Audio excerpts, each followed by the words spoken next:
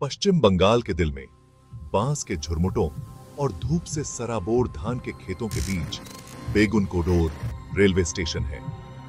यह स्टेशन पहली नजर में भले ही साधारण लगता हो, लेकिन एक काला और रहस्यमय राज छुपाता है जिसने कई सालों से बहुतों को हैरान और भयभीत किया है। यह एक ऐसी जगह है जहां हमारी दुनिया और दूसरी दुनिया के बीच का पर्दा पतला हो जाता है, सीमाएं धुंधली हो जाती हैं और अलौकिक लगभग मूर्त प्रतीत होता है, जैसे कि आप उस तक पहुंच सकते हैं और उसे छू सकते हैं।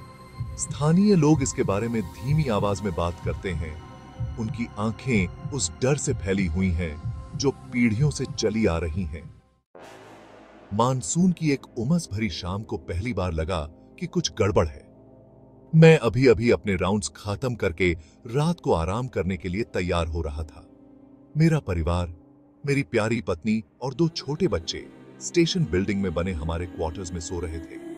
जैसे ही मैं अपनी चाय की चुस्की लेने बैठा, मेरी रीढ़ की हड्डी में एक सिहरन दौड़ गई। मुझे एक मौजूदगी महसूस हुई, ठंडी और अनदेखी मुझसे होकर गुजर रही थी। उन्होंने इसे थकान समझकर खारिज कर दिया, लेकिन वह एहसास बना रहा।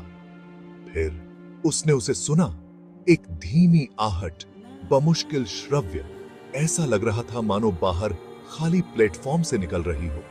उत्सुक होकर श्री घोष अपने क्वार्टर्स से बाहर निकले। प्लेटफॉर्म एक अकेले गैस लैंप की भयानक चमक में नहाया हुआ सुनसान था। रात की हवा में झींगुरों की चहचहाहट और पत्तों की सरसराहट के सिवा कोई आवाज नहीं थी। फिर भी श्री घोष इस एहसास को दूर नहीं कर सके कि उन्हें देखा जा रहा है, कि वह अकेले नहीं है।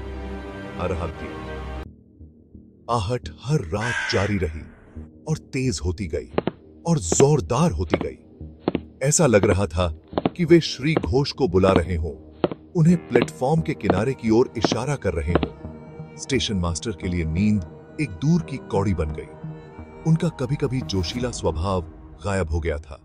उनकी जगह एक भूतिया लुक ने ले ली थी। मैंने अपनी पत्नी को बताया, लेकिन उसने कहा कि यह सिर्फ तनाव और थकावट है।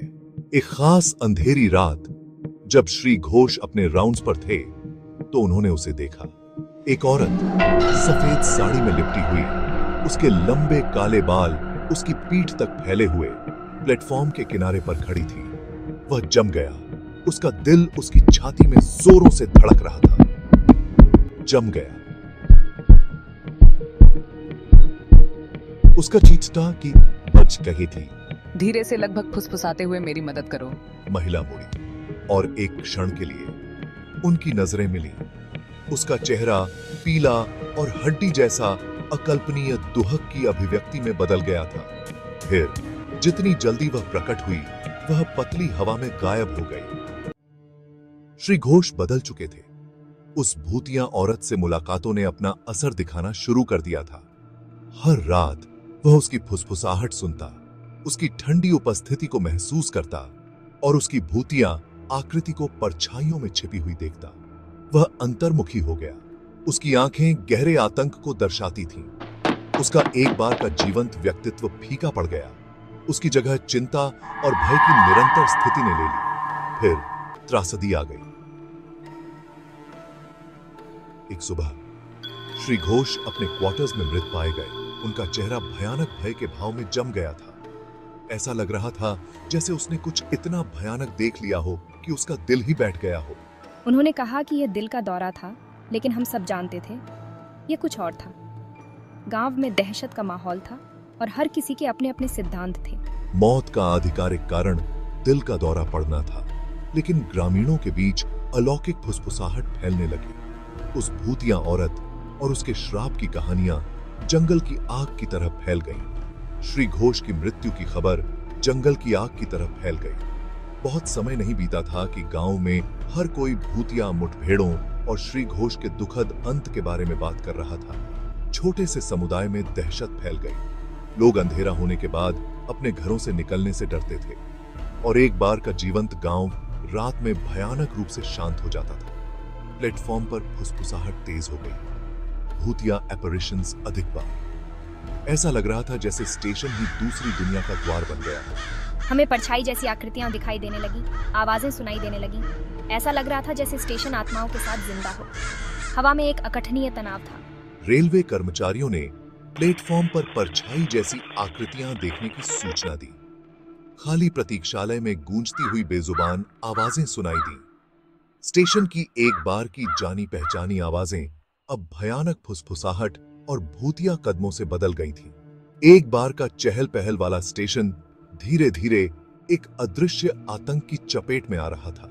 लोगों ने बेगुन कोडोर से परहेज किया।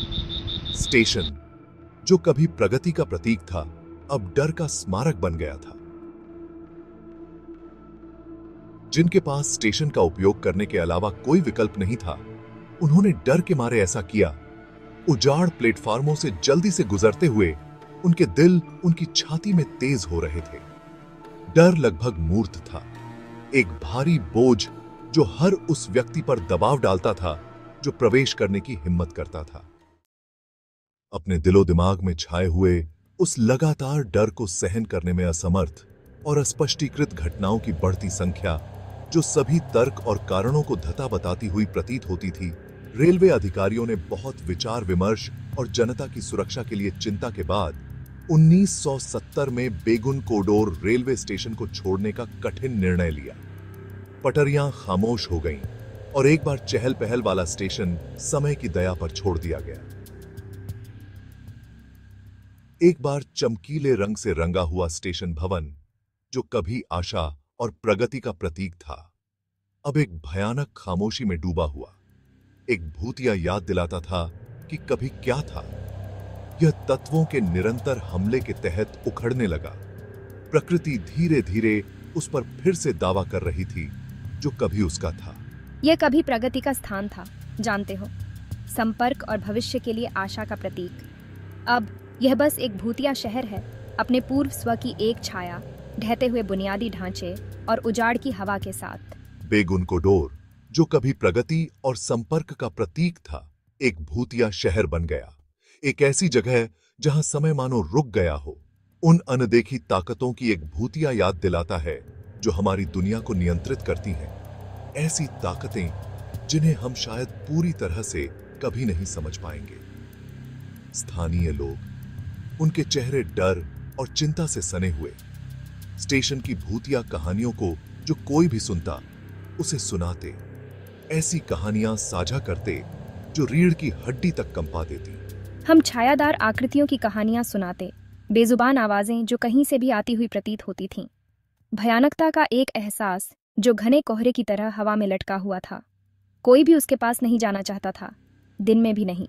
वे छायादार आकृतियों के सुनसान प्लेटफार्मों से गुजरते हुए, एक भयानक अनुग्रह के साथ चलते हुए, हवा पर फुसफुसाते हुए बेजुबान आवाजों की, आवाजें जो दूसरे दायरे से संदेश ले जाती हुई प्रतीत होती थीं, और भयानकता की एक एहसास जो स्टेशन के चारों ओर की हवा में व्याप्त है, जिससे सांस लेना मुश्किल हो जाता है। बेगुन कोडोर बचने के लिए एक जगह बन गया, एक ऐसी जगह जहां जीवित रहने की हिम्मत नहीं होती, एक ऐसी जगह जो अपनी ही दुनिया में मौजूद है, उस वास्तविकता से अलग है जिसे हम जानते हैं।